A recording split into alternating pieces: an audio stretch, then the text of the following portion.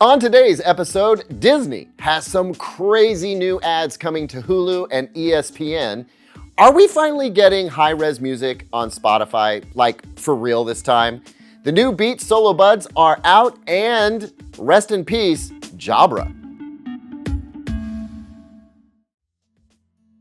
Welcome to Nit Nerds News, all the need-to-know news about the stuff you watch and the stuff you use to watch it. I'm Caleb Dennison, and I'm not gonna lie, it's been a slow news week for AV geeks, but there were a few headlines that I found pretty interesting that got buried among a bunch of other tech news, and it starts with perhaps the most surprising piece of news, and that is that Jabra is out of the consumer headphones business. Now, what's super weird is that the announcement was made at the same time that Jabra unveiled its brand new Elite 10 and Elite 8 active earbuds. The corporate language around the retreat from consumer headphones reads like it just wasn't a profitable business for Jabra, which isn't hard to understand in a saturated market dominated by the likes of Apple and Beats.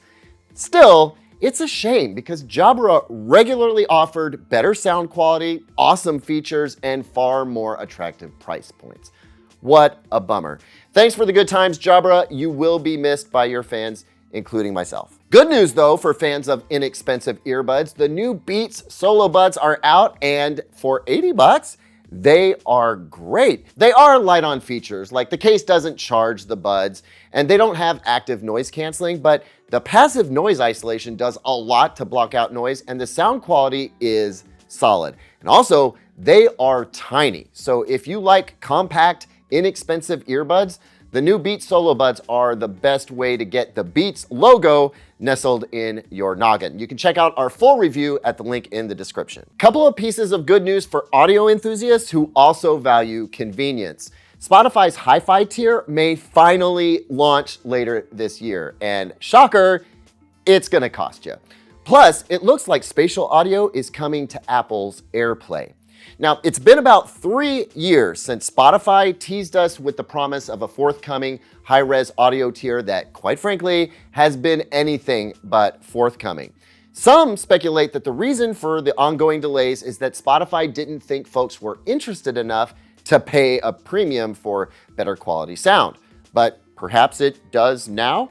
The story, broken by Bloomberg, only cites sources familiar with the matter, which doesn't instill confidence since we've been burned by these rumors before. But if it helps, a Reddit user spotted some code in the Spotify app that suggested that the Hi-Fi tier could deliver lossless audio with up to 24-bit, 44.1 kilohertz FLAC files. Now, I figure we're looking at paying at least $5 more for this feature, but what do you think?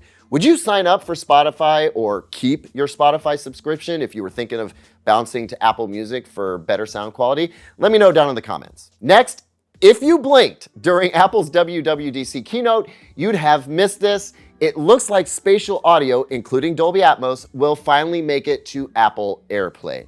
Now, to be clear, there's no news here that high-res lossless is on the way to AirPlay. You'll be confined to CD quality 16-bit, 44.1 kilohertz resolution, but getting Dolby Atmos surround audio from wireless speakers or even through your Apple TV 4K without having to pick up the Apple TV remote could be a welcome bump to many users. Ready for some really weird but potentially fun new ads on some popular streaming services? No? Too bad. It's happening. Disney is bringing gamevertisements, or advergames if you prefer, to Hulu and ESPN. Get ready for Beat the Clock and Quiz Show.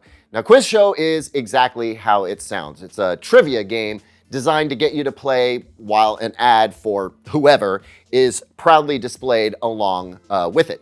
Beat the Clock, however, is a bit more specific as it's designed specifically for Topgolf as you attempt to get a golf ball in a hole. I mean, I gotta hand it to them. They're making ads more interesting. If you gotta have ads, might as well try to make them a little more fun and engaging. They're still ads though. That's it for this week's Nit Nerds news. I hope you enjoyed it. If you did, let me know down in the comments section. Don't forget to like and subscribe.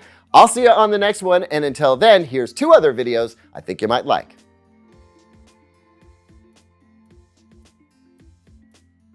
Nestled in your noggin. That's the thing.